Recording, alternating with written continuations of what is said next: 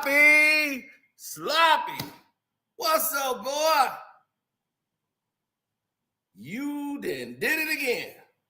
You see, there's an old saying that goes, a leopard can't change its spots.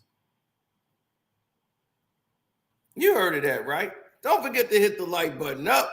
Donate to the Cash App, which is car seat. No. Oh, Sloppy. Just when I try to get rid of Sloppy, I can't get rid of Sloppy. Every time I try to talk about something else, it turns right back to Sloppy.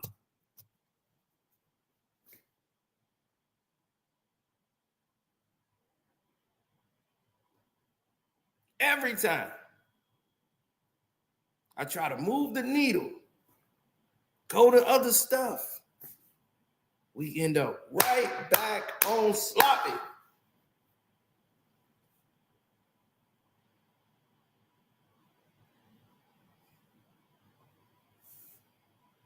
Now, Sloppy Jalopy. He just put out an album with Party After Party, Champagne Sloppy, and Party After Party.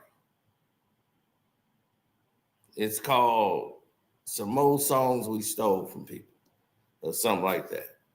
But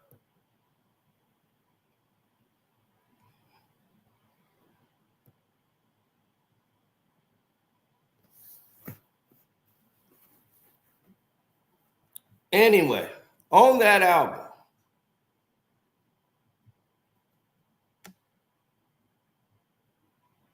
what's up, Twan? On this album, which is I don't advise anybody listen to. I'm not saying it because I don't like Sloppy. I'm just saying it's a waste of an hour and plus of your life. If you value your time, it won't affect your life if you skip this out. There's no classic material here, just garbage that's going to phase out in about 2 days. Give it about 2-3 days, phased out.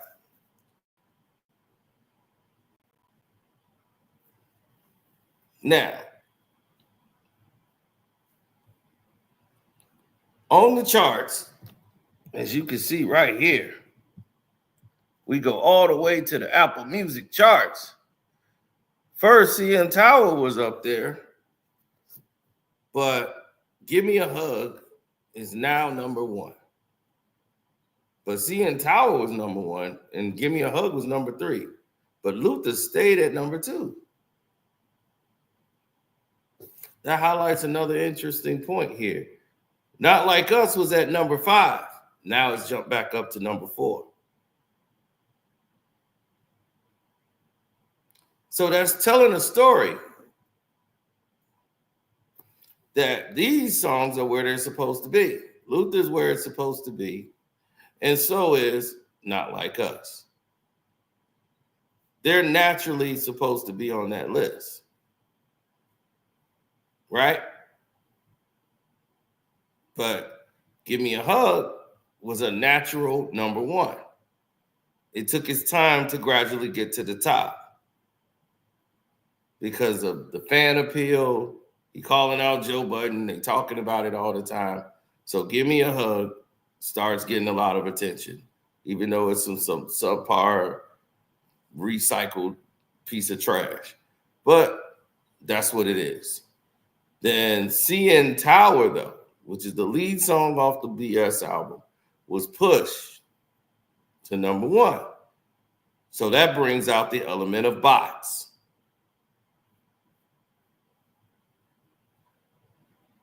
This was the bot baby.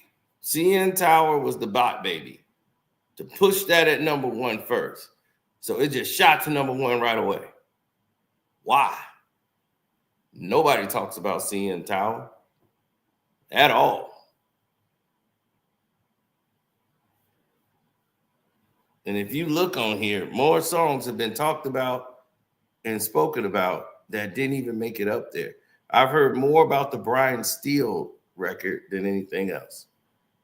Kendrick Lamar, who's had this album out for a long time, but because of the Super Bowl, as you can see, All the Stars is up there. All the songs that was pretty much performed. Squabble Up, 21. 30 for 30 is up there. People who just basically got introduced to them wanted to hear more songs. And they liked the Luther song. So Luther's right back at the top of the charts because females love that song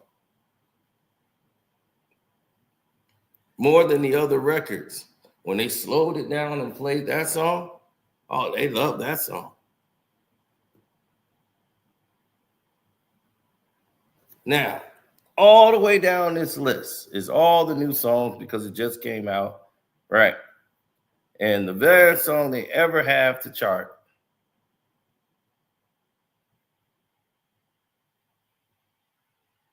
out of the whole list, the last song they have on this chart is right here. And it's called Glorious. It's the bottom song on the album to chart. Out of all the songs that's charting, this is at the bottom.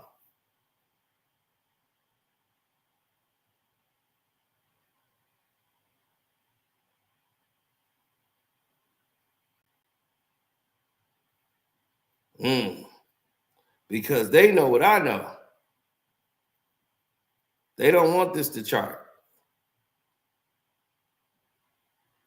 They don't want people hearing this song.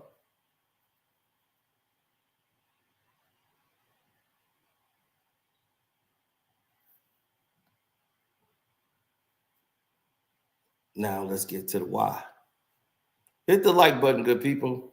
Subscribe to the page. My name is Carcino. This is Carcino for life, in case you were dizzy and didn't know where you were going tonight. The Patreon is Carcino for life. And let's get to it. Let's look at the lyrics.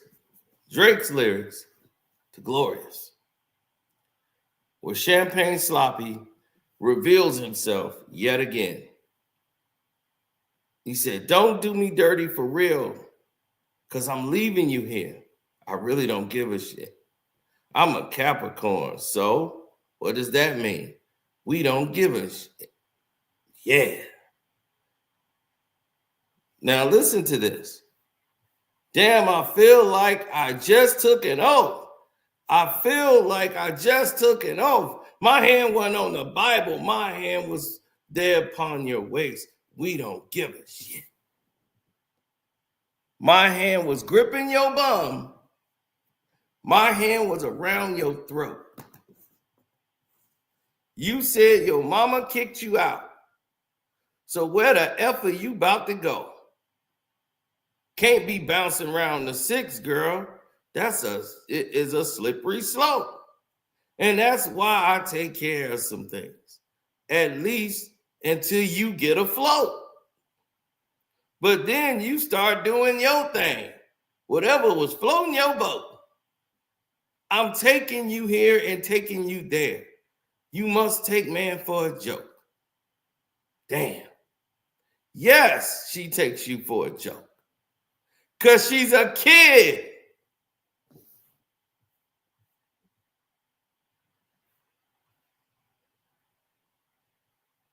She is a kid.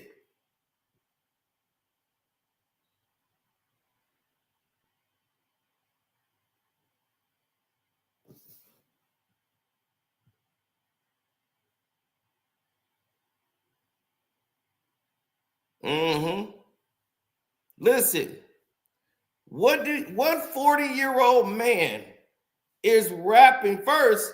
He's once again talking about the stuff that he was sued for. Women always tell this story about Sloppy. He likes to choke them. There he is talking again about hands around their throat. But he's saying what kind of 40-year-old man, or a man is almost 40, rapping about women getting kicked out their house by their mama? Who get kicked out their house by their mama? Teenagers.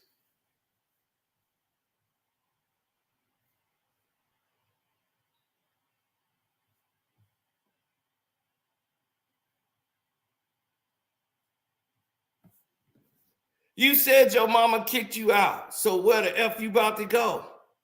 Why is a 40-year-old man who has seemed to not mentally elevate himself once again making the same old creepy ass stalkering on young girl lyrics? You're dating women that are getting kicked out the house by their mama.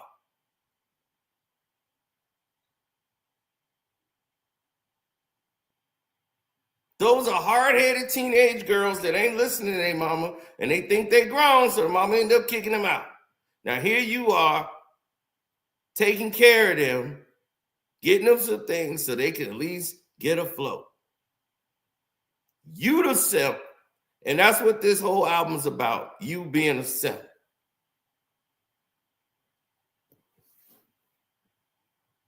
You must take man for a joke. Damn. Yeah, they take you for a complete joke.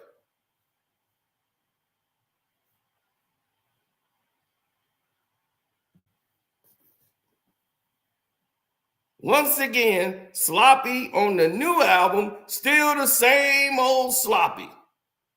He can't help himself. Them predators move in a certain way. They can't help themselves, especially when they're not getting help.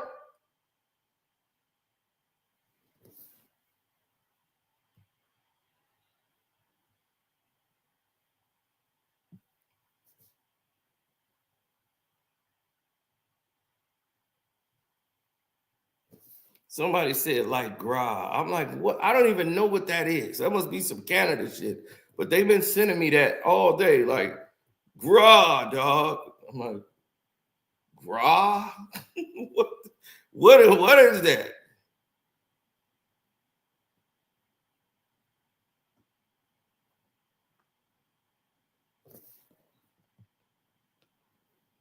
What grown-up women do you see get kicked out of their mom's house?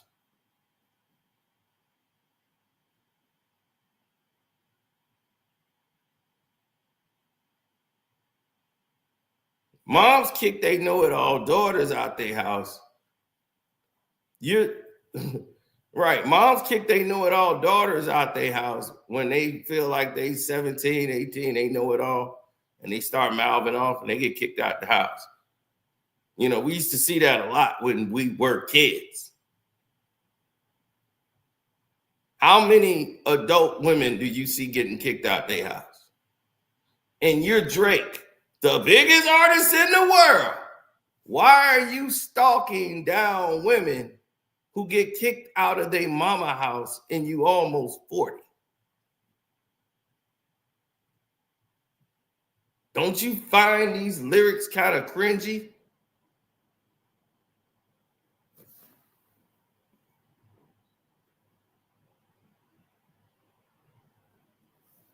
So he messing with a 30-year-old still living with her mom. I doubt it.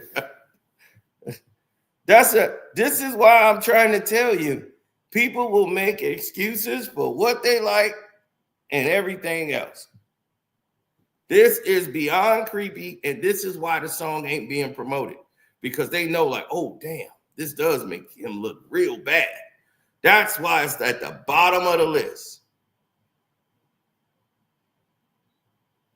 But I'm here to highlight that song because that song and the lyrics is on there tells the story. And you know how I found out about it? Because you know goddamn well I wasn't listening to this album no more. Somebody listened to it who's a Drake fan and said, ooh, what? And they sent it to me. Like, look, you got to check this out, dog.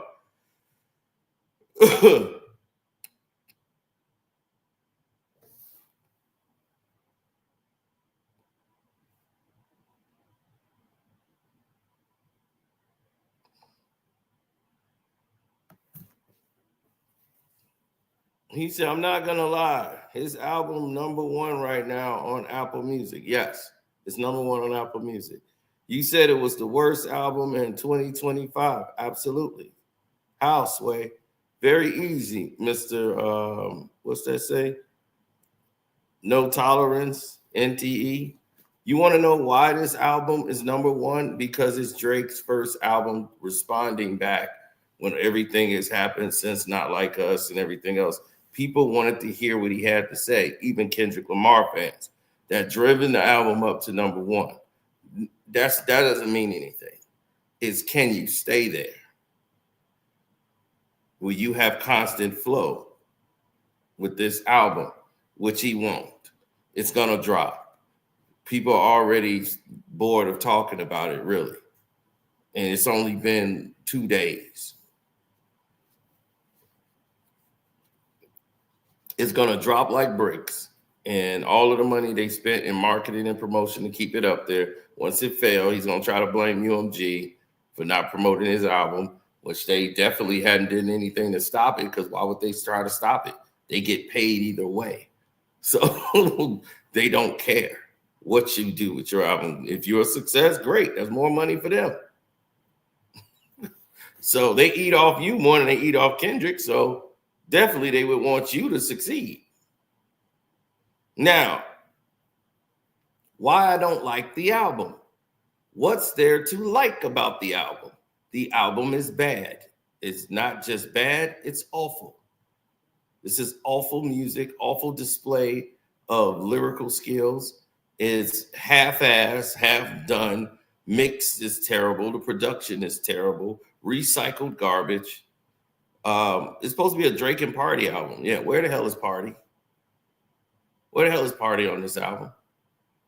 Haven't you heard everybody else say the same thing I said? Like, damn, where's Party? Like, thought this is a Party album. This sounds more like a Drake album. Exactly. It's Drake masking it as a Drake and Party album. So if it flops, that wasn't my album. That was a Drake. No, it was your album. I could tell your work, Sloppy, but I could tell your insecurities in your work, which is the same insecurities you carried into the rap battle. It's the same insecurities you carry everywhere you go, Sloppy. The same reason you gave Academics the damn song. Y'all just got to learn to accept it. Your insecurity is in your music. The lyrics is half-ass. There's nothing here quotable. There's no hot bars. There's nothing. None of the other stuff that made Drake Drake. Where are the ghostwriters? Go pay them. Bring them back. You need them.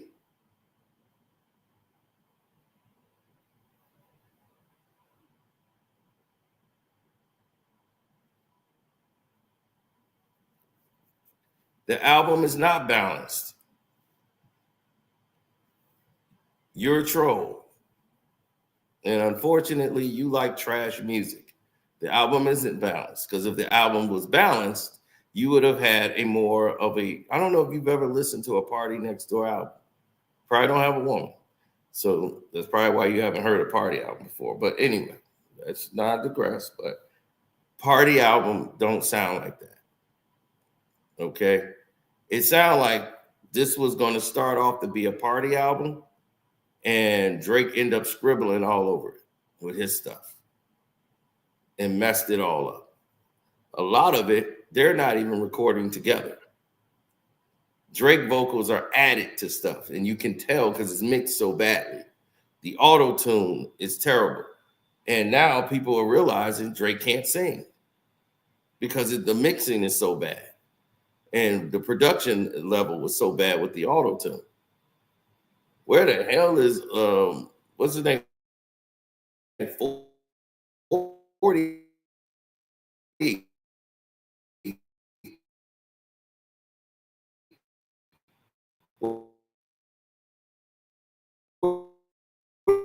Where's 40 at?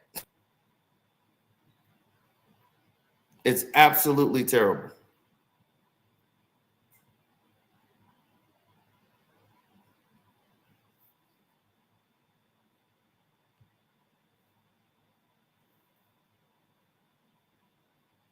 So I've just analyzed the entire album, told you why it's not there. It's lazy, it's uninspired. Drake is definitely bothered by Not Like Us, and you could tell it in the music. You see, when somebody records something, you could tell in their demeanor if they're affected by something. Like if I make a video and I'm completely sleepy, lack of sleep, I've been up 18 hours, I'm making a video, I feel it. I feel like, damn, I could have did that video way better. And I had some sleep. But now you see the situation he's in, all the stress, the pressure, everybody see him, they're laughing at him. He's the biggest joke in not just Toronto, Canada, where he lives. He's the biggest joke in music in the world. He can go to Astalvia. They'd be, oh, look at Jimmy Draw. Cedric, I hear you like a yacht. You bet, yeah, daughter. Show block one. So, no, it's everywhere. There's no way out. He can't go anywhere. He went to Australia and they roasting him everywhere he go.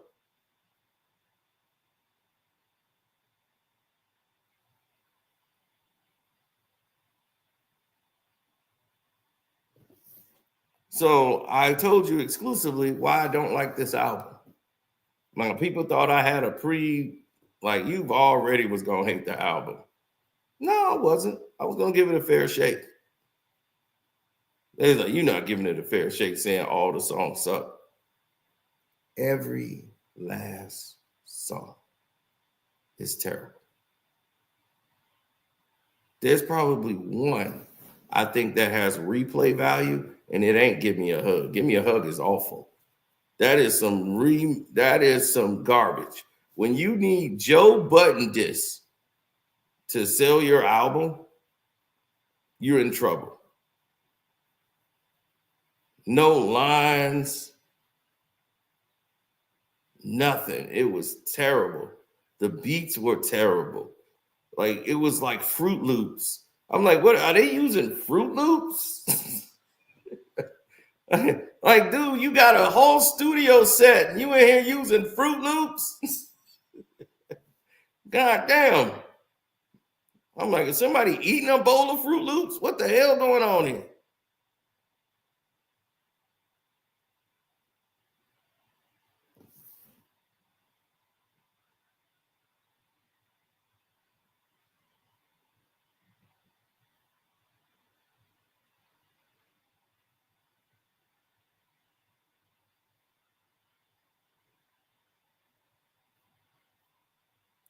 Dog, it's so many of those situations. How many more 17-year-olds there are that he gonna do this to?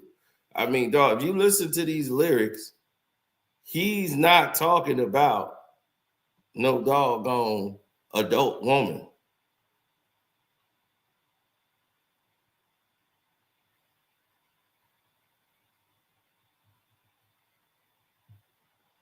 The lyrics to this cringy ass song tells the whole story.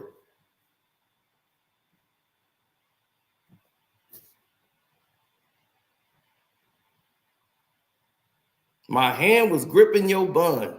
My hand was all around your throat. Damn, you grab a woman by her bum and choke her out.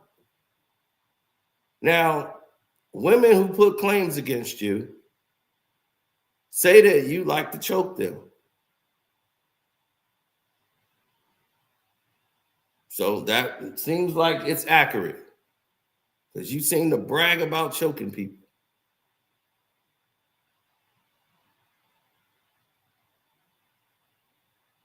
You said your mama kicked you out. So where the heck you about to go? Can't be bouncing around the six, girl. That's a slippery slope. And that's why I'm going to take care of some things, at least until you get afloat. So she kicked out her mama house, and you going to try to take care of her till she get afloat. But then you start doing your thing, whatever was floating your boat, because she's young. She in the streets. Mama done kicked out, probably from hoeing and running around thinking she grown. Boy, I could read in between your sick lyrics. I'm taking you here and there. You must take man for a joke. Damn. That's how the song ends. All this is about is him being a simp and crying about it. The whole album, every song is the same. The Spanish one is so funny because my boy that speaks Spanish said, no, he not even saying this right. Like, this is terrible. and I wanted to see the looks on people's faces. Casa Not Look was hilarious. When he's sitting there trying to like the album, that's funny. Because he's struggling trying to make it happen.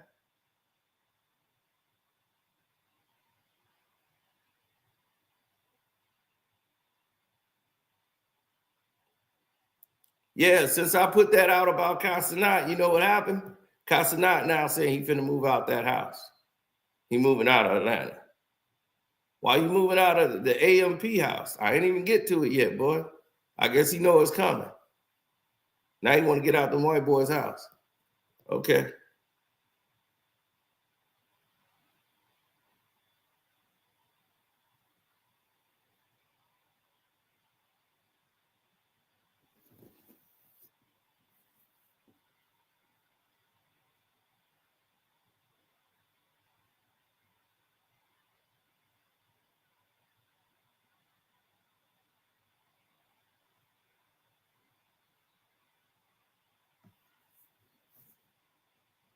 He addressed the beef on Give Me a Hug.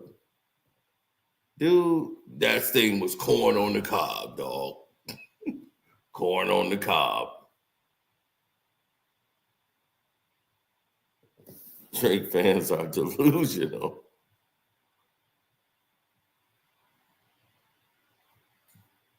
They're predictable.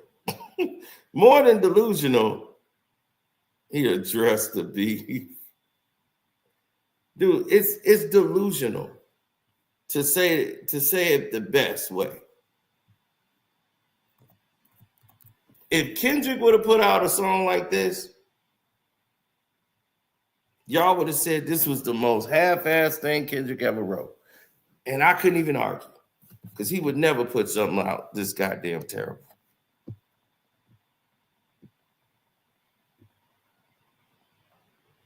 Gimme, gimme, gimme. Give me a man after midnight. Won't somebody help me chase the shadows away? Gimme, gimme, gimme. A man after midnight. Take me through the darkness to the break of the day. Gimme, gimme, gimme. All I started thinking about was give me a break. I sure deserve it. With my life in the game. Give me a break. Give me a break, cause I sure need one. Yeah. I finally know where I belong. Give me a break. That's all I think about. Yep, when the metaphors don't reach you, everything he talking about is coming through. These metaphors ain't reaching him. It ain't doing nothing for him. So by this being one of the worst hooks in the history of mankind,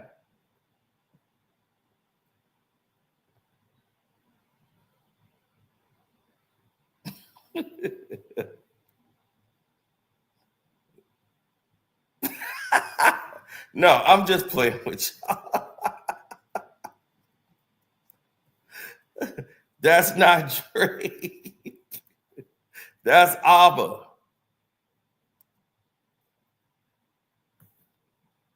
You know, the people that made money, money, money. It's a rich man's world.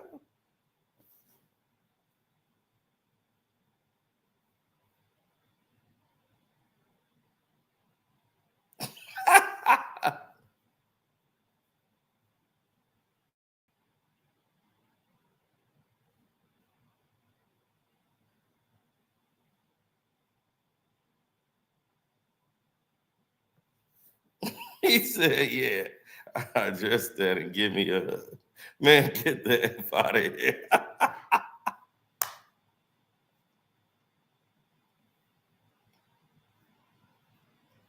Okay. First of all, the title is simp as ever. Okay. Let's start there. Since y'all really want to go through it, let's go through it. All right. First, the title. Give me a hug. The simplest thing you could ever say. He faking for likes and digital hugs. Since you faking for like and begging for digital hugs, buddy.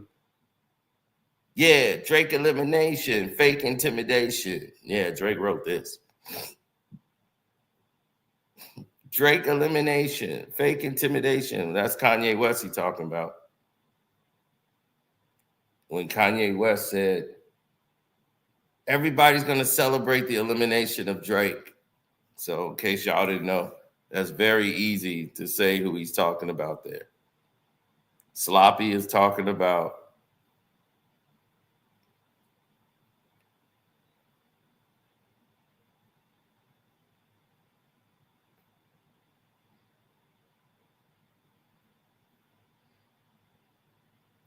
completely not the case. And it's funny that you bring that up because I got the NFL head of music on the Patreon right now who did the whole program, and they raving about Kendrick Lamar's performance.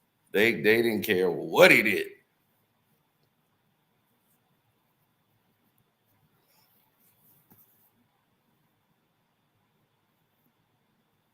They kind of gave a nice way of why Lil Wayne was out and why he was in. After this video ends, I will go ahead and upload that to the Patreon, so y'all can go ahead and check that out. Now, what are you talking about? Fake intimidation. Take a minute. Take a deep breath. Have a bit of patience. Drizzy, you're amazing. You're the inspiration. Oh my God, this is so lame. You set the bar for the next generation. You Neo in the Matrix. These Negroes just Nemo in the ocean. Small fish makes kids feel emotion. You use your promotion. Truer words has never been spoken. Negroes want to see RIP on a t-shirt like I'm Hulk Hogan. Oh my God. I appreciate the fans rocking with me. This is really just a small token. Really effing with my visionary. Only reason I got a girl and I ain't getting married because I'm really out here filling up the itinerary till I'm 6 feet in the cemetery. Bulletproof doors so heavy, got me rolling around like a dignitary. Funny how it's only bitch niggas that are all waiting on the boy's obituary.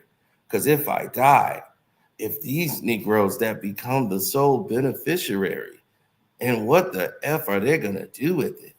Had the girls up at 29 on stage twerking with the dictionary? Guilt trips, not Turk trips when it's cold out here in February. Because right now, Shorty's parachuting Molly like she's flying for the military. This girl's face so pretty, I can only think of effing missionary.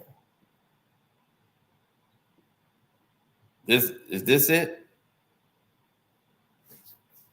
This is corn on the cob, bro. That's not it. That's it. Is this what you talking about? Is this supposed to get? Is this supposed to wake died up out of sleep?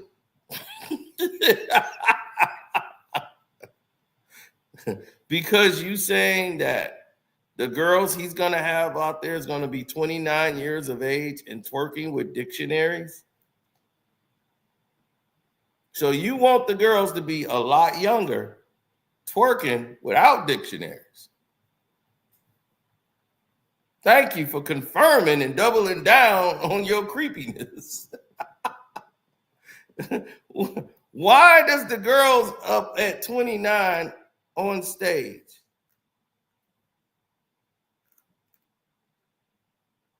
He said 29 like it was old. For him, I guess that is old. Say, Drake, we hear you like I'm young. You better never go to cell block 1.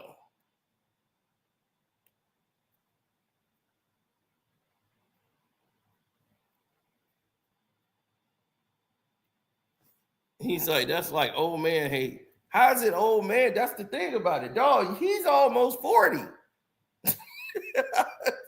He keeps thinking he's in his 20s, dog. You about to be 40.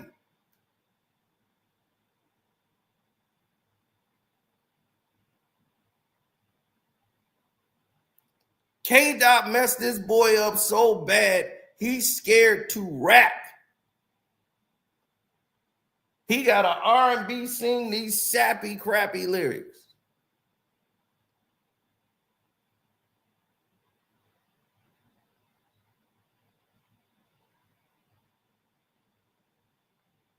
This is the corniest way I've ever heard anybody rhyme. Dignitary, obituary, and beneficiary in a rhyme. This is the corniest way I've ever seen it done. No creativity. It is so bland. It's like eating chicken with no seasoning. It's like, don't you like chicken? Yeah, when it's cooked right. There's no seasoning, no nothing. This is garbage.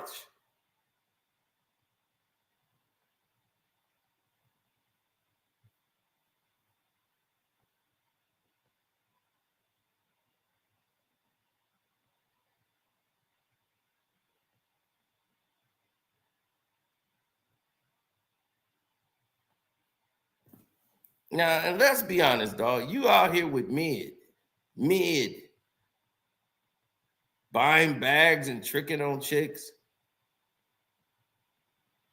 Dirk's boy told me Marvin Room was his favorite song. Marvin Room, yeah. Marvin Room was a hit. But now I don't know if you wrote that at all. Whoever wrote Marvin's Room, they did a great job. I'm just saying, Drake, you can do better.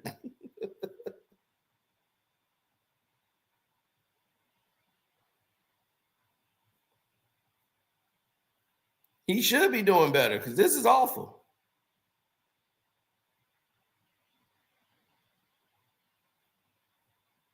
The weekend went around then, I don't think. Wouldn't Take Care was out, was he? He probably had somebody in that OVO sweatshop.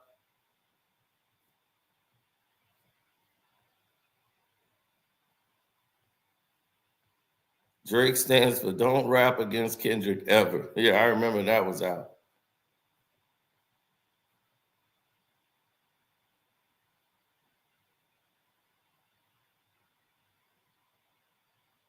Oh no, Drake wrote this. This is all Drake's writing. Whenever it's as silly as this, I don't want nobody to ever believe Drake did not write this song. Drake wrote this crap. Oh, this is all Drake. When this dude raps dignitary, obituary, beneficiary, dictionary, February, military, missionary, that's Drake. That's Drake. No, that's Drake.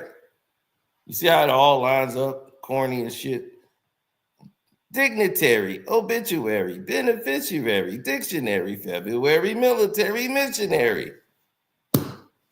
ABC rap. Dog, go back to school. Go back to school. Okay? This ABC cookie cutter rap ain't gonna cut it no more. You're done. What you don't know, eh? You're done. You don't know, eh? Huh? What you don't know, eh? You using Hulk Hogan in a rhyme like he's still wrestling. What you don't know, eh? Put a RLP me on a t-shirt like I'm Hulk Hogan.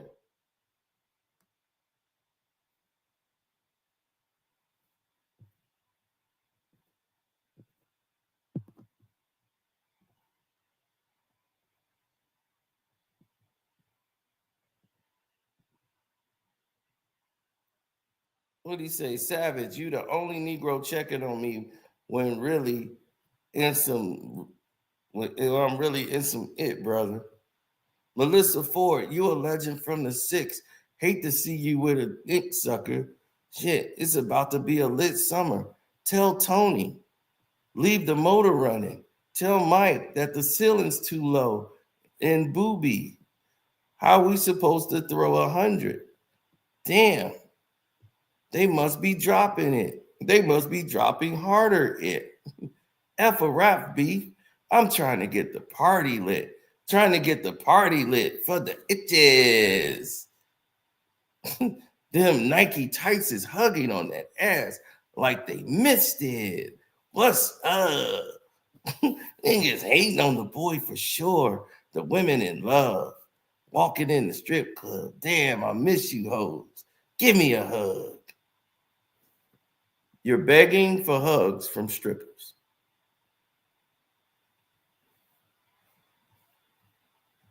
And let me guess, this is fire, right? This the fire y'all talk about?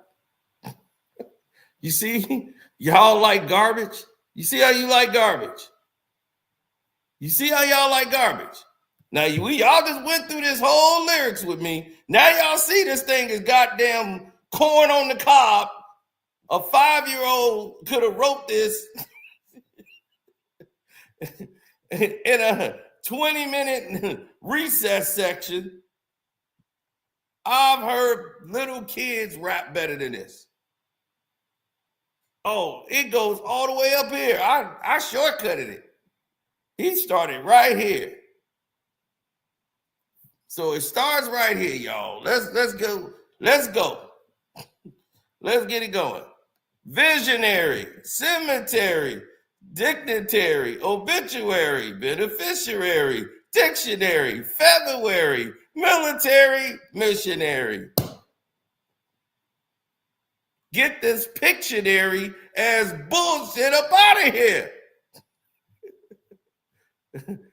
Fictionary is what they should call it. Garbagenary. Eating too much dairy. Drink is scary.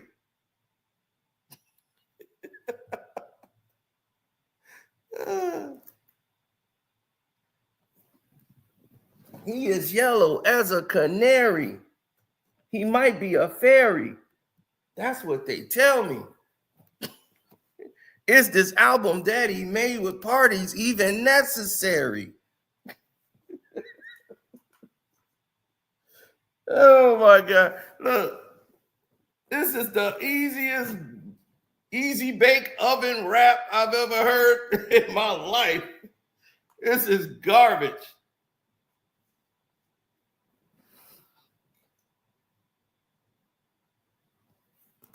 Nobody gonna be talking about this album next week, bro. You better go in your bag and start buying them numbers up there. Get them bots running.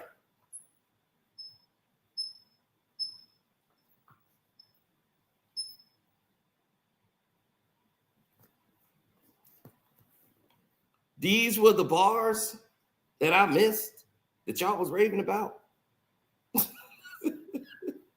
These were the bars. You joking, right? These can't be the bars. These the bars, bro.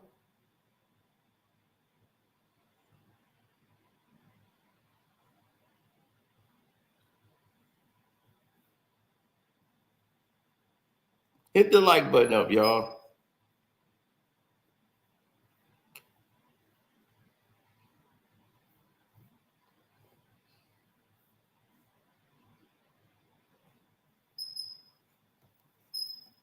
Absolutely.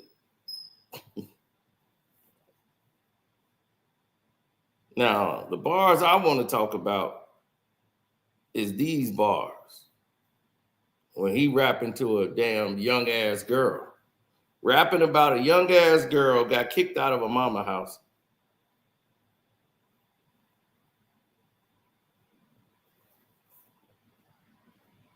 He said, you know he rapping fast, so it's gonna look dumb on paper. If your lyrics look dumb on paper, maybe your lyrics is actually dumb. You could say it like you saying something. Because I'm a visionary, because I'm a pictionary, everybody know that I'm a visionary, everybody will be like, oh, he going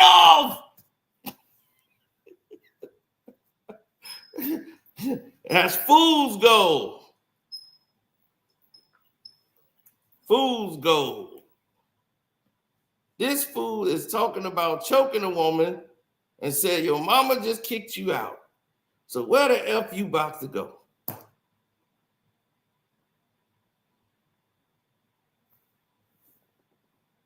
Well, that's what I'm saying. You dress like what you attract.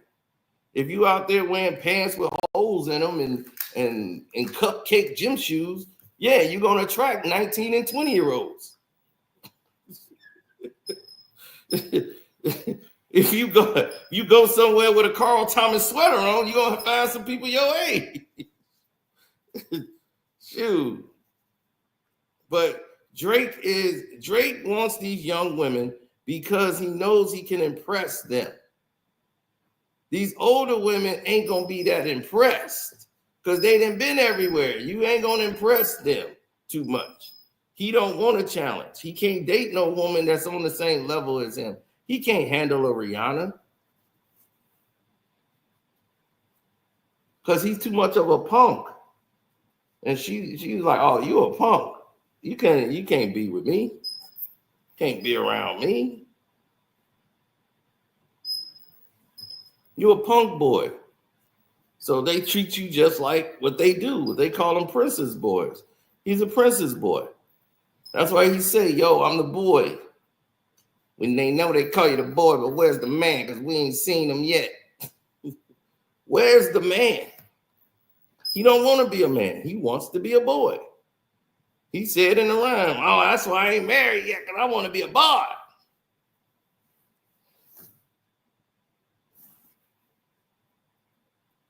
But when you a punk boy, this is the narrative.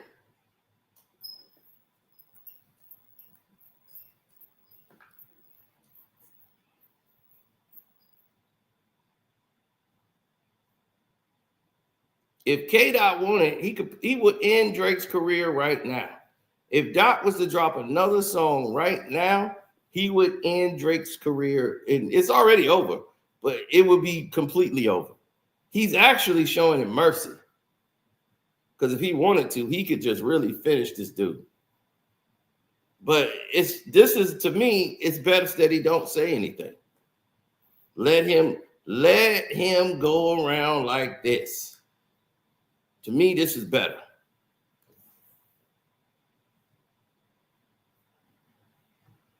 This is much better. Let him spiral himself out. I'll never forget I won that rap battle, all because this dude who was the better rapper, better MC, like he was the better metaphor guy. You know, I could shoot at your gym shoes and turn them into flip-flops. He was that guy. He got bars on top of bars on top of bars. And he got all of these lyrics. What didn't he expect from me? He knew nothing about me. I knew everything about him in 30 minutes of him going around bragging about how good he was and don't nobody want to battle him. And I was like, dude, I would destroy you. And I know everything about you. Don't know really too much of nothing about me. But he was like, dude, you know Jay-Z? Yeah, I'm better than him though. I'm like, your confidence level is so high for somebody who's accomplished absolutely nothing. I don't want to destroy your dreams of becoming a rapper, but since you wanted to aggravate me and keep pestering me for it, fine, let's do it. He went home. He went somewhere to go find a thing with the beats, something he been rapping to. Spit this written rhyme that he had. I spit, destroyed everything he did live. Just talked about him, put all the pressure on him. Had the whole people in his, all these is his people. They looking like, damn, that is true. How do you know all that? He just put it on you. And once I did that, I watched this dude fold. He spent about at least 20 minutes on his next verse. And I'm like, do we got a time limit on this verse? Because he's just saying a bunch of nothing. He had nothing. He was just trying to come up with lines and he couldn't, the words couldn't reach him. The metaphors couldn't reach him. He was done. He didn't even know where to go. He was spiraling. And I was like, can you please just finish? This is so over.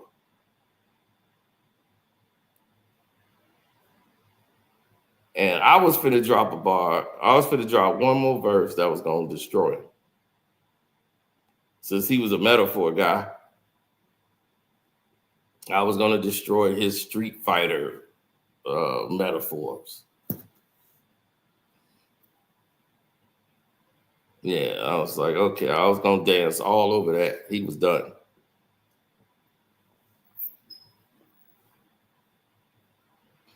And I said, oh, I got him.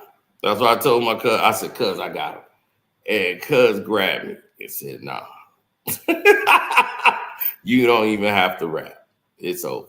I was like, damn, I wanted to get mine off. I was going to really let it be known. I was in a zone. I was like, I'm in a zone now. Just let me get this off. You let me get this off, it's really going to be done. But he was right. It was nothing. It wasn't nothing for me to say. This dude rapped for 20 minutes and lost his own room. Lost all his people because he rapped way too long. And even his boy was, dog, how you lose to him? This dude don't even think he rap. How you lose to him? And he was like, man, I ain't lose. Like, we kind of just tied. He was like, no, dog, you lost. And cuz grabbed me, and it was the right thing to do because he said, man, you would have ruined him from rapping. You'd have ruined him. Like, he wouldn't have been able to rap no more. He is like, you crushed his soul, but now he know. Like, damn, I gotta get tighter. I gotta be tight with this. I was like, I know he too off the paper. And I was like, dude, he don't get this yet. He's too off the paper. And this is gonna take him off the paper. And what happens when that paper and pen and those beats ain't there? You gotta be able to go. Right there on the spot, go. And that's how you could tell a natural MC to somebody who's formulated, like Drake. If you read those other lyrics, that's what shows exactly what he is. But those songs on that song, Glorious, that last bars he got there exposes who he really is. And it shows you the creepy, slimy, champagne sloppy. And that's what he is, a degenerate. Moving just like a degenerate. And you be like, why would you, after this man just called you, alleged that you were a PDF file?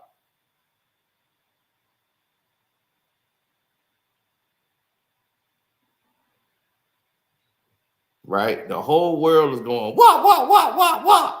Hey, Drake, you like him young. And you come right out making songs talking to him young. You go right back to doing the same thing. You know why? Because you have a sickness.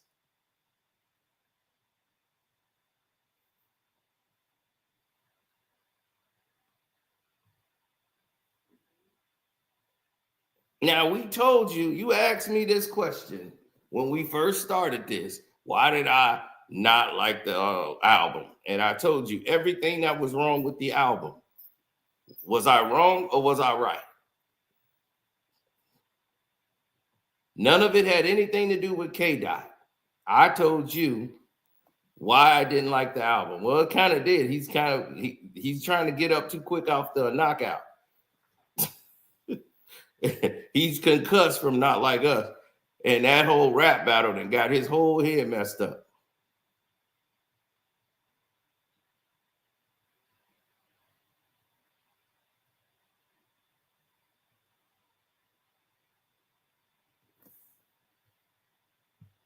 Only a Glazer would say that because in their mind, they want that to be true. Well, Drake, he should thank Drake because that's like the Eagles saying, man, the Eagles should thank Patrick Mahomes because when Patrick Mahomes didn't throw them the ball, they wouldn't have won the Super Bowl.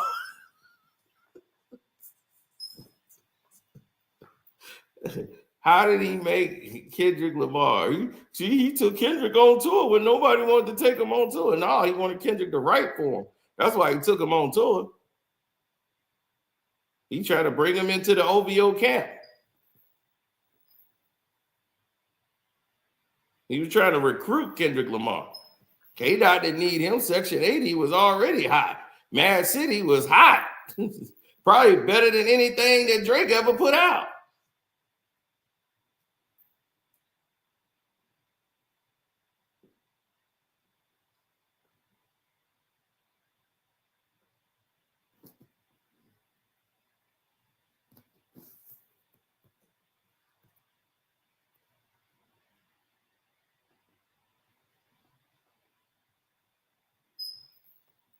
It's done, bro. That album Drake and them put out ain't mid. It's shit. 100% shit.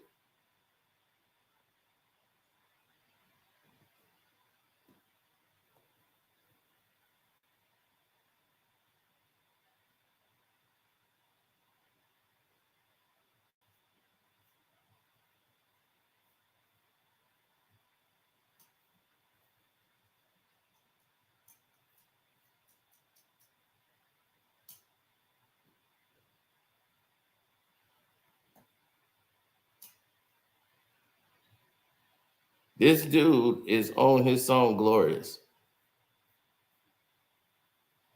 rapping about a young girl getting kicked out of her mama's house, saying, what the F you about to go now? Can't go bouncing around the six. That's a slippery slope. That's why I'm going to take care of some things, at least until you get afloat. Why are you trying to take care of some young girl that just got kicked out of her mama's house? You 40 years old, the biggest superstar in music, right? Why are you the biggest superstar in music that you claim to your accord, the biggest star in the world, right, is rapping and worried about a girl that's getting kicked out of her mama house and ain't got nowhere to go? Really? You're about to be 40, dog. You're pushing 40 and you're rapping about a girl that's getting kicked out of her mama house and ain't got nowhere to go. So you run a girl that got nothing but her body and her physical attraction. Obviously, she don't have any brains if she getting kicked out of mama house.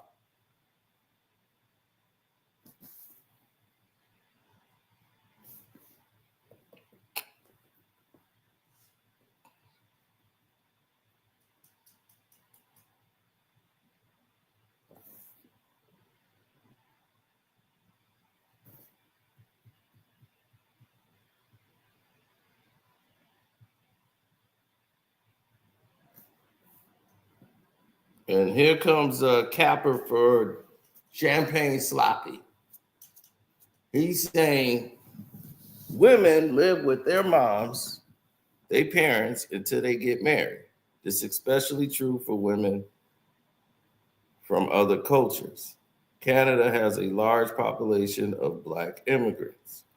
Okay, so you're saying, right? They live with their parents until they get married. So you're saying this is a woman of age. Let's say this woman is 29, right? She's 29. She's living with her mama, and her mama throw her out at 29 And so, according to the lyrics, she ain't got nowhere to go.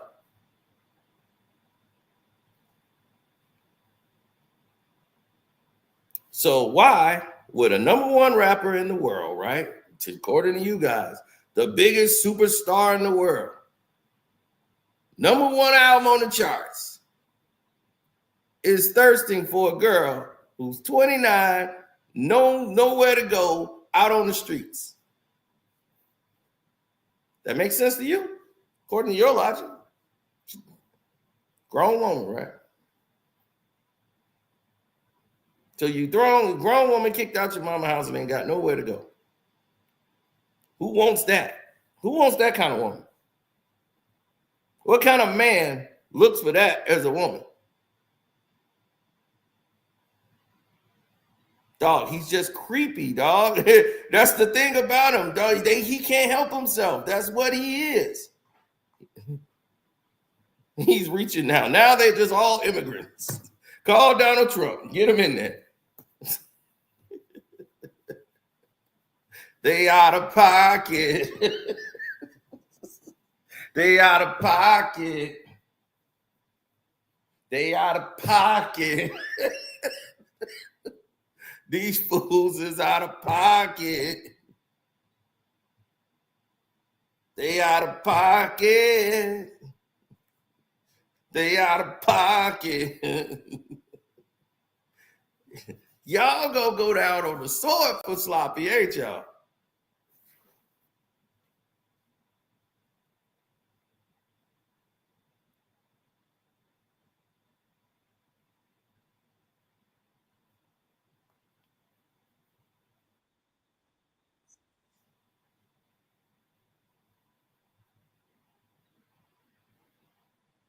Dude is dissing Joe Budden. He made a return diss about 10 years later. About 15 years later, he's finally responding back to Joe Budden. You're out of pocket.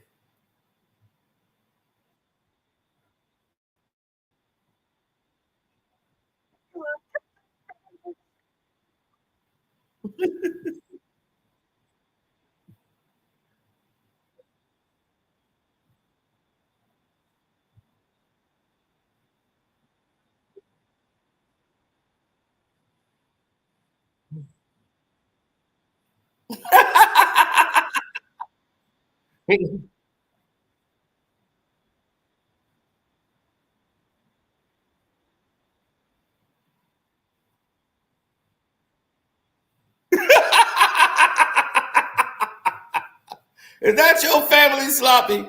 Is that your family sloppy?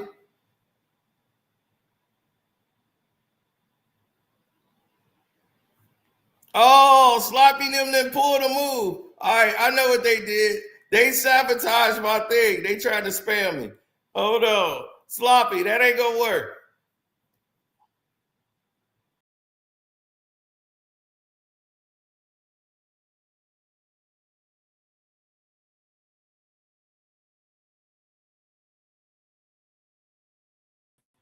That ain't gonna work, sloppy. See, that ain't gonna work with me. I know all y'all little tricks now. I know all y'all little tricks. That don't work no more. You're out of pocket. You're out of pocket. Chill. Just mid. It was mid. It was mid. It was nothing spectacular. Kendrick fans were just glazing him. Okay. Drake's had enough. Chill. Just mid. It was mid. It was mid. It was nothing spectacular. Kendrick fans were just glazing him. Drake's had enough.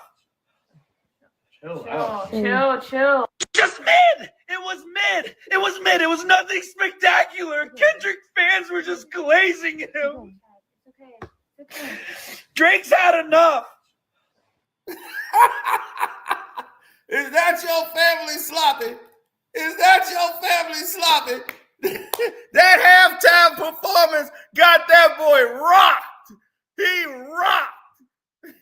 Mama, just mid. It was mid. It was mid. It was nothing spectacular. Kendrick fans were just glazing him. Drake's had enough.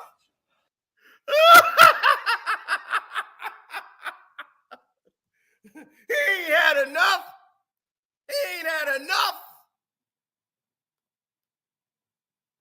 Once he had enough, then the pain starts. Then we start with the pain. He ain't had enough. When I said he's had enough, he's had enough.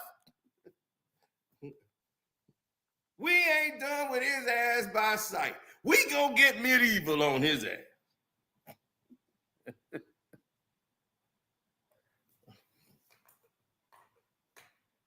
You hear me talking, Canadian boy?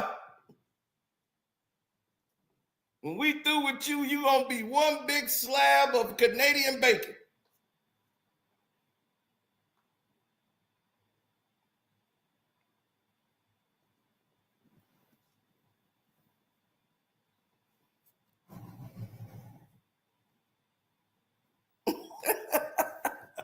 See, that's what I'm talking about. That's what I want to see. I want them tears.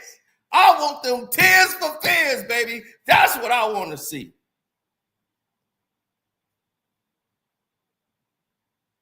I want them tears. You out of pocket. Cry for them.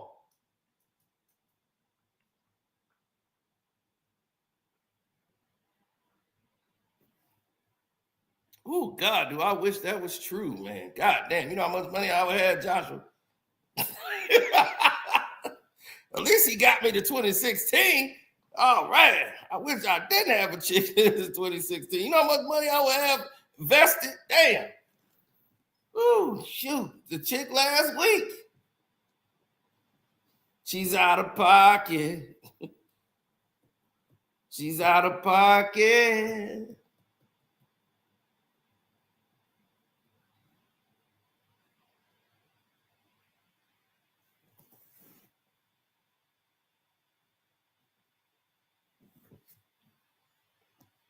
I would play that clip, but, you know, it's Saturday Night Live.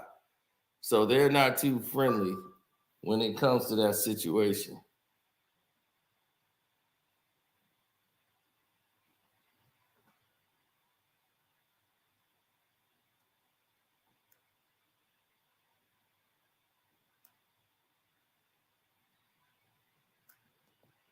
Oh, well, what they want to make it is like they saying, oh, all white people hate Kendrick Lamar. And it's the stupidest thing I've ever heard in my life. Kendrick Lamar probably got more white fans than any other rapper I've seen. This is what kills me. He got white fans. He's got Latino fans. He's got black fans. And they can't understand it.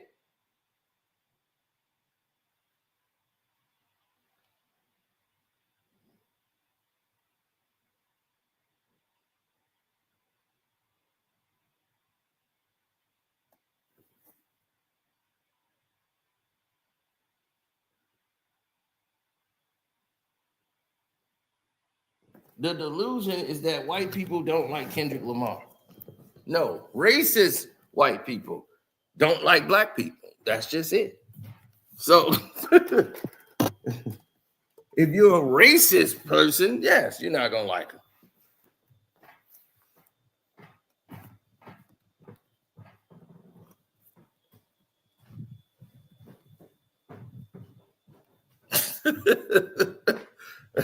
So that's just all to it.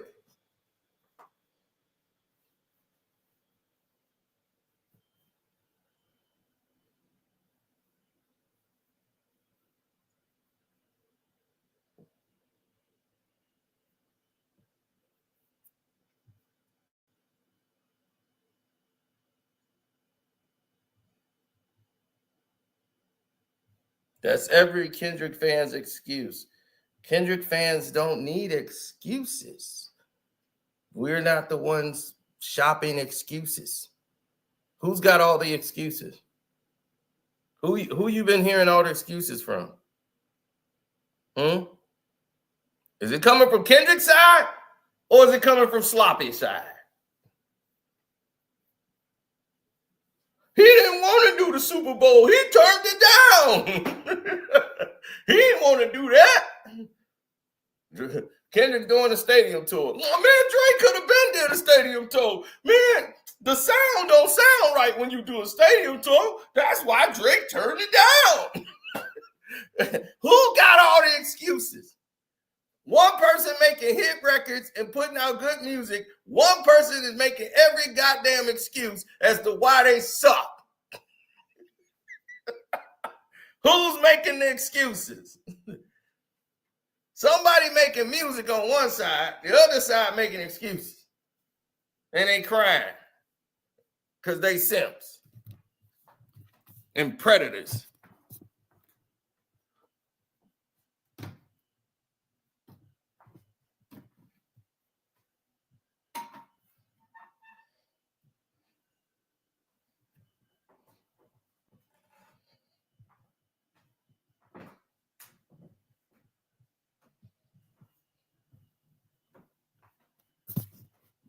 Nope.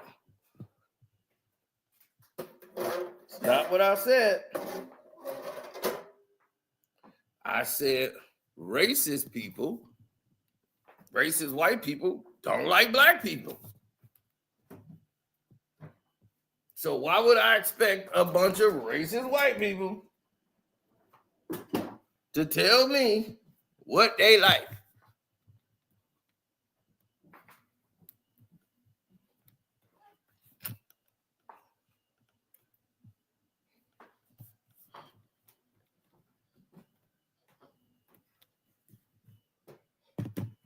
You know how you could tell? Ask them why they don't like it.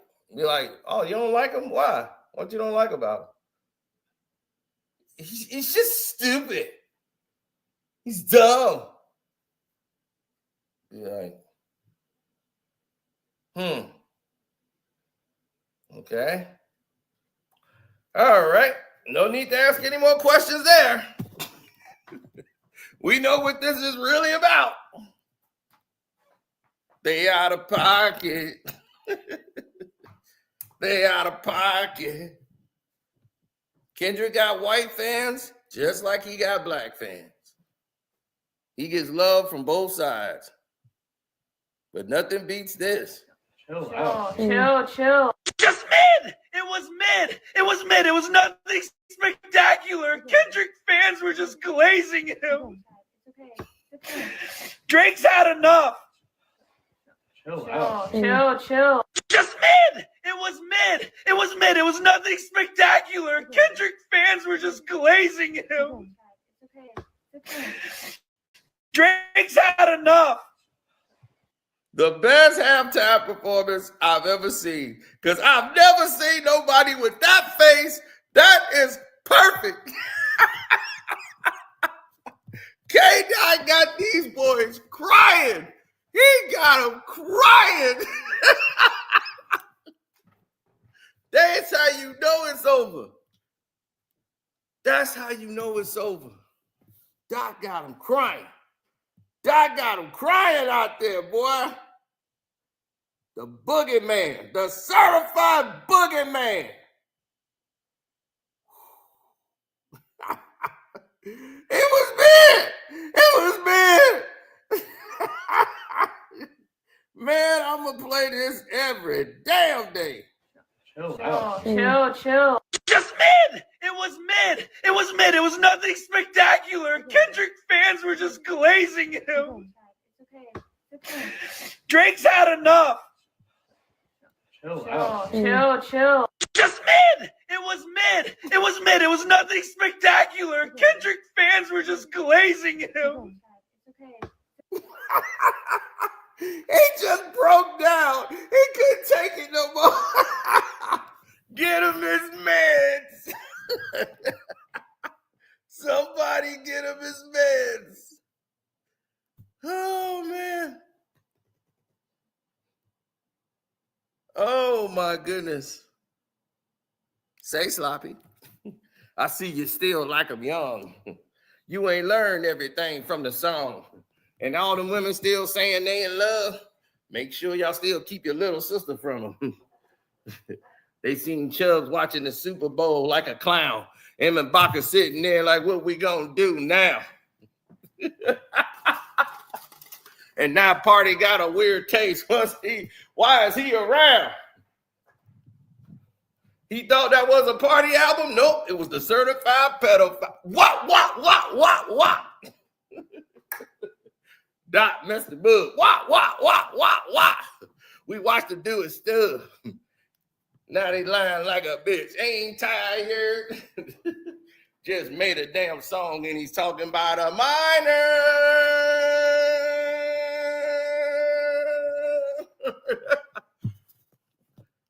Still not like us. Still not like us. Still not like us. Still not like us. Still not like us. Still not like us. Hey.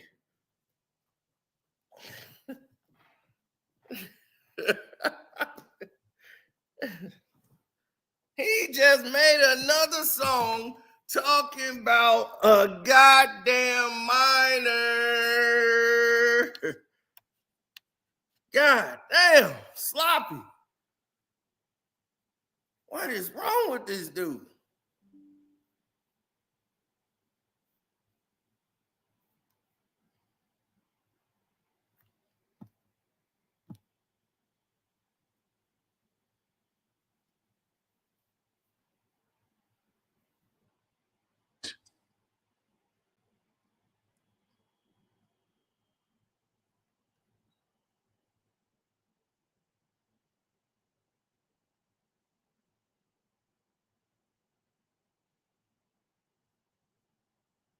Well, let's listen to White Folks. Serena Williams did a dance that nearly cost her her reputation. But at the Super Bowl, it made her a legend. I know everyone is talking about Kendrick Lamar and his fantastic performance, but consider Serena and her surprise performance. It happened at the Super Bowl, and it was bigger than just dance. You see, back in 2012, Serena did a crip walk after winning Olympic gold, and the backlash was swift. Fox Sports called it immature and classless. The LA Times said it should be separated from the violence associated with that dance. She was pressured to apologize, not for disrespecting anyone, not for breaking any rules, but for celebrating herself in a way that made certain people uncomfortable. Fast forward to the Super Bowl. Same dance, same Serena, but a completely different response. Why? The space that she was in. Surrounded by Kendrick Lamar and other Black artists, unapologetically owning their culture, free to be joyful, free to be in that space, free to be herself. That right there is the story. It's not just about Serena, but it's about every Black woman and what they face every single day. Here's the reality.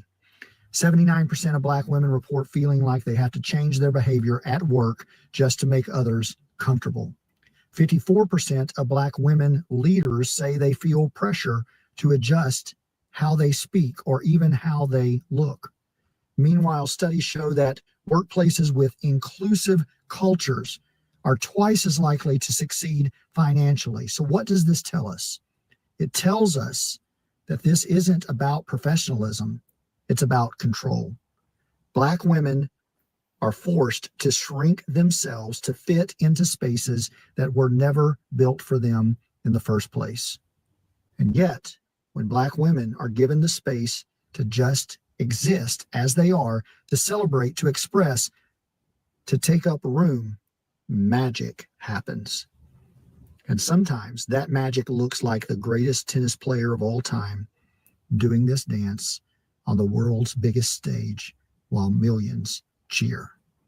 It's not just dancing. It's not just a viral moment. It's freedom. And here's the question we need to sit. Why does that freedom only exist in certain spaces? 133.5 million people watched King Kendrick Lamar's Super Bowl performance, defeating the king of pop's previously held record for the most watched NFL Super Bowl halftime show. All hail King Kendrick. Squabble up, America. Squabble up, because you can sit there and say it was one of the worst performances you've ever seen. That's because you missed the message. It was televised. They just picked the wrong guy. You knew what I mean? Go back. So much symbolism in it. That's why it was so beautiful. It was controversial. It was on the edge. You had Samuel L. Jackson playing Uncle Sam. It was so thick. It was so thick. You had the guy who held the Palestinian and Sudan flag up that got arrested, got banned from the NFL. He's like, yeah, so if I choose to watch it by the TV, I will. Like, what up? What? It inspired so many people to just not give an AF, if you know what I mean. The way he looked at Drake, he's like, certified, A minor. I mean, come on. That performance was so thick with it. I love Kendrick. 133.5 million viewers. He set the record. Beat Michael Jackson. Yeah, this is Bella. You know what I'm saying. Secret Service Sam out. Samson for president of TikTok. I'm going to say it. I didn't give a fuck about the Kendrick Lamar halftime show. It wasn't that I didn't like it. I didn't care either way. It looked like a pretty good show. I didn't pay much attention to it. But afterwards, finding out that there were hidden meanings behind stuff, I don't care. Spread your message. 100%. I'll tell you what I loved about it, though. They didn't disgrace America to do it. They didn't use somebody else's flag. They didn't put down America. They used the American flag to spread a message about something they wanted to get out there. And I'm down for that. I don't care if I agree with the message or don't agree with the message. I don't even know the message that they were trying to put out there for real. But what I absolutely loved about it is they didn't put down the country that give them the right to spread that message to begin with at the biggest stage that you could possibly be on, which is the Super Bowl halftime show. So good job, Kendrick Lamar. And good job to everybody that put that show together. I didn't watch it. Thought it looked pretty cool of what I did watch. But the way you did it was absolutely the way that you're supposed to do it, with class. Don't care what the message is, do it with class. So good job on that. Kendrick Lamar didn't just perform at the Super Bowl. He made a statement. His halftime show wasn't just about entertainment. It was about symbolism, storytelling, and pushing boundaries. The entire performance unfolded across 4 stages that were shaped like a PlayStation controller button. And that wasn't just a design choice. It was Lamar's way of showing his life as a video game, a journey through obstacles, survival, and resistance. While many people appreciated the artistry, others, especially some white viewers, felt confused or even uncomfortable. Some white folks watched and thought that was cool, but others dug deeper, listened to Black voices breaking down the symbolism, and realized just how layered the performance was. The American flag imagery, the way the dancers moved, and the subtle nods to Lamar's ongoing themes, it was all intentional. But some white folks weren't just confused, they were angry. Some were upset that there were no white performers, no white dancers, no obvious appeal to white audiences. People who usually claim they don't see color suddenly saw it everywhere. But why did it bother them? Because this performance wasn't centered on them. It wasn't for them, by them, and about them. It didn't ask their permission, seek their approval, or cater to their comfort. And that's unsettling when you're used to being in control. Seeing Samuel L. Jackson as a Black Uncle Sam, watching a show that didn't need whiteness at its center, that flipped the usual power dynamic. It puts whiteness in the position of the observed, and for some, that was too much. This is the same discomfort some people felt when a Black man walked into the White House. The same outrage that erupts whenever Black joy exists outside of white validation. because Black joy, self-sustained, unbothered, and fully free, has always been seen as a challenge to white supremacy. But here's the thing. Art doesn't have to center us for us to appreciate it. We don't have to fully understand something for it to be valuable.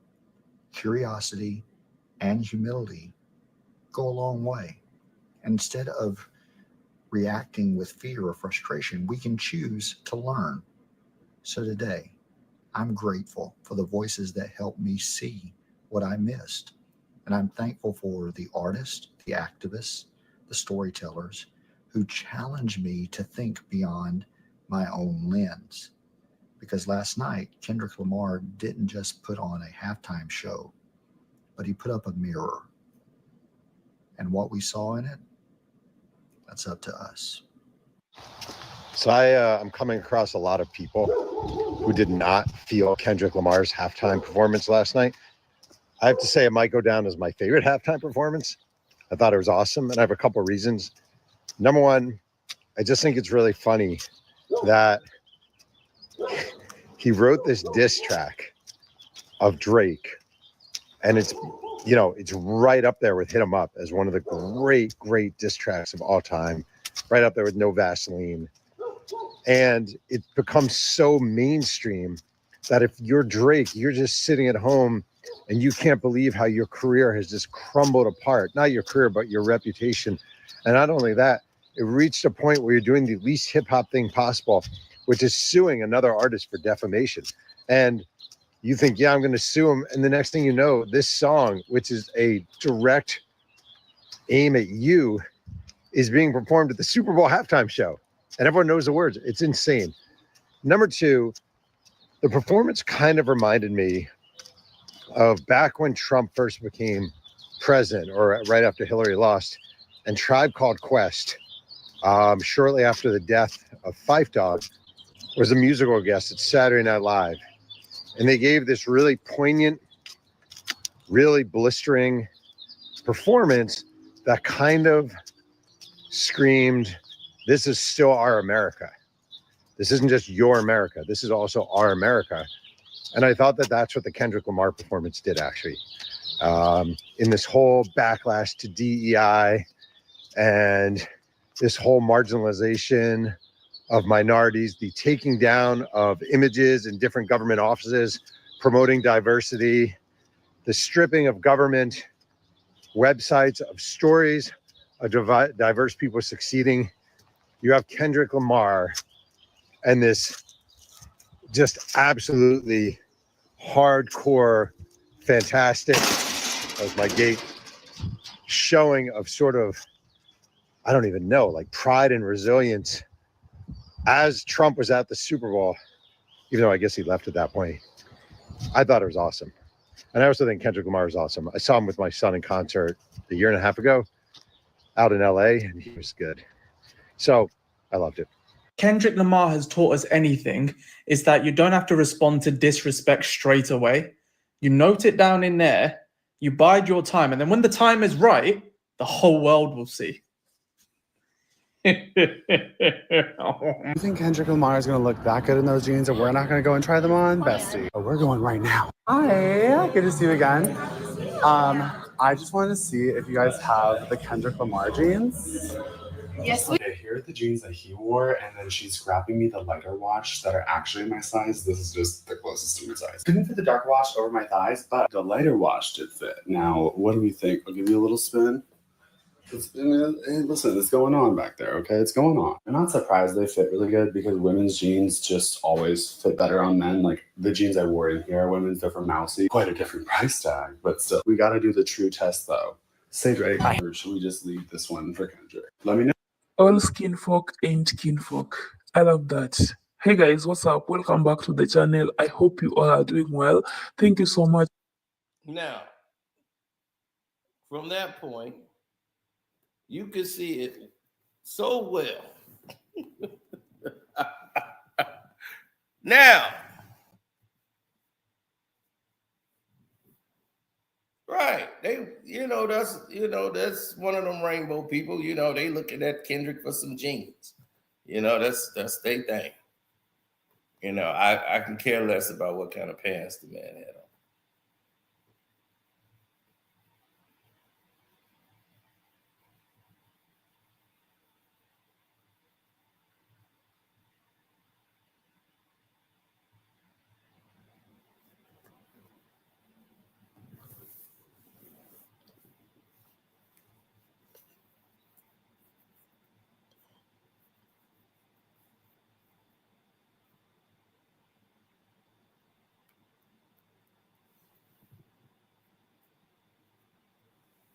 Yeah, well, the thing is,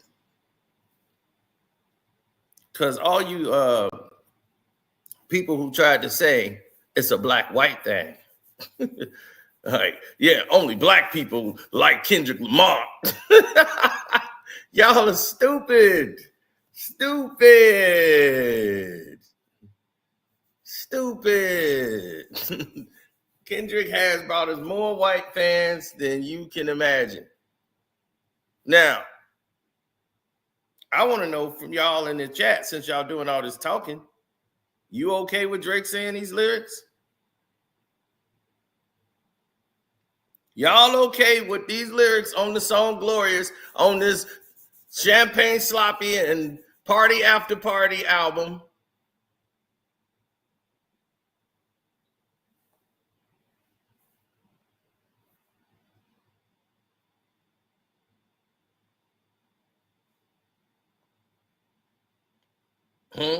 Drake's lines right there. Talking about your mama kicked you out.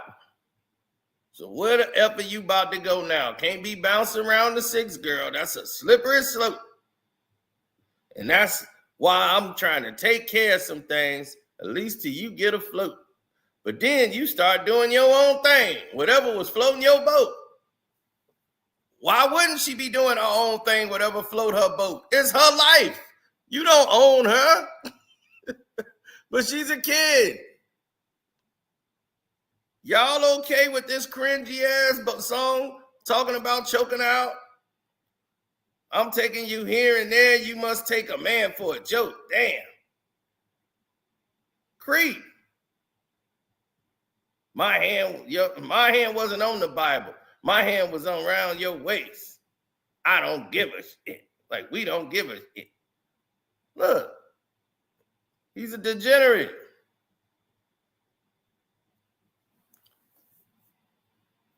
Over sexualized. Yep. With traits of a nympho fetish.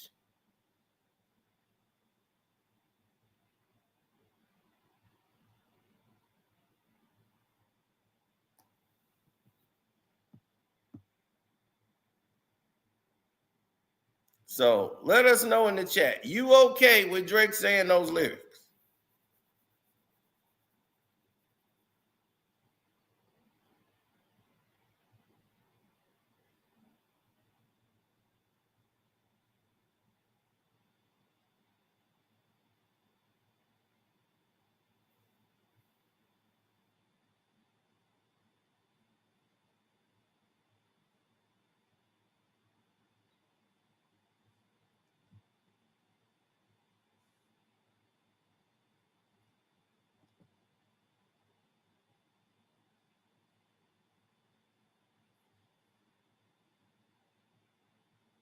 Do Drake stands forget Drake polishes his nails?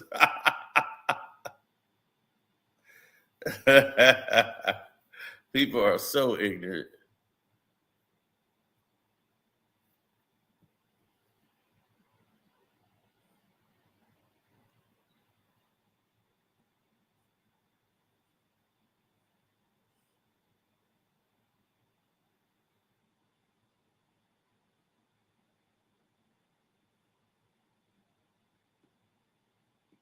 Well, you got to look at it from a different point of view, right?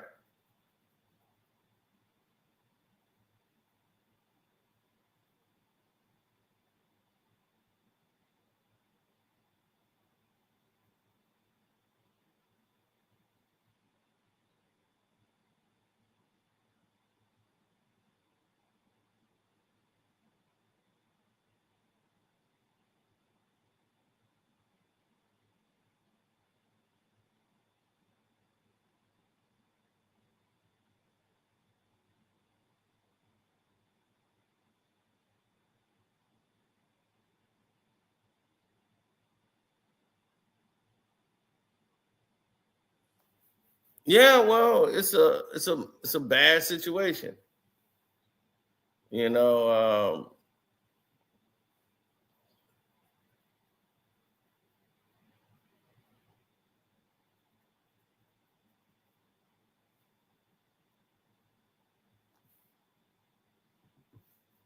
sloppy back at it again. Yeah, man, it's these lyrics right here are very creepy, very cringy. You know, it's another one of these champagne sloppy fests.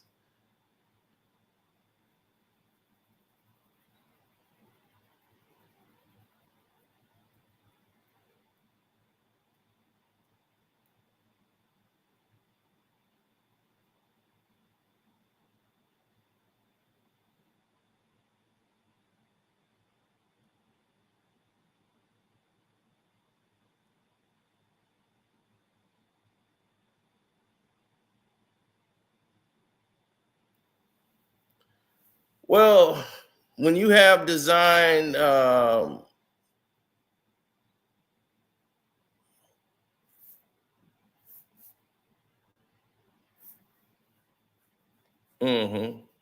they can get blown out of proportion. I can see that, but that's not what I see when I look at this.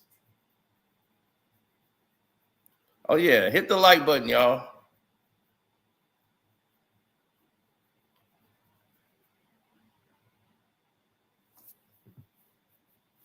I see Champagne Sloppy living like Champagne Sloppy. I see him being a complete degenerate. I see him being exactly what we said he was.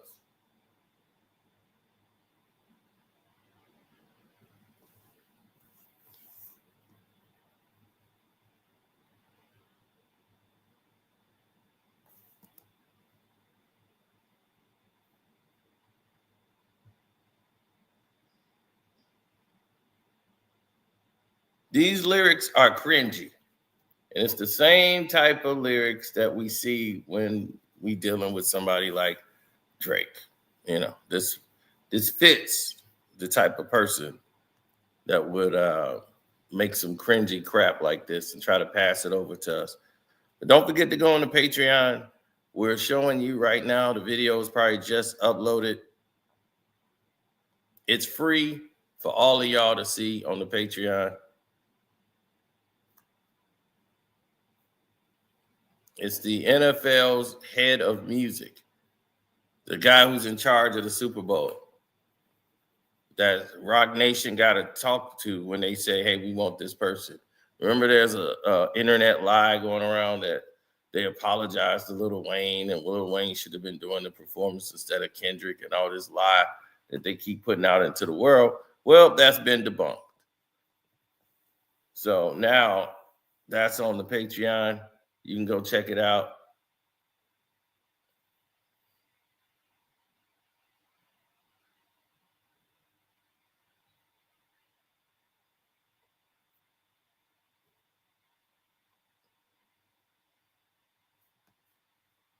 And we're going to close it off right here. So thank y'all for the super chats. Thank y'all for everything. All the Drake fans up here, you know, you guys look really bad. You look really bad. Well, you're watching me at your job. What's that say about you? Kelvin. They don't pay you to watch me at your job. So, all right, Star Child. Shouts out to Kwame Brown, Bus Life. Welcome to HDII TV. Sports Talk with Jose Rodriguez. I'm up out of here. It's your boy Carcino for life. Go to the Patreon. It's free. So you can go over there and watch the NFL's head of music talk about Kendrick Lamar's halftime performance, what they did with the set, how they put it together, whole nine. We got it. That'll end all the lies and rumors. And I made it free for all of y'all. So you ain't even got to pay to watch it. It's free for y'all. It's what I could do.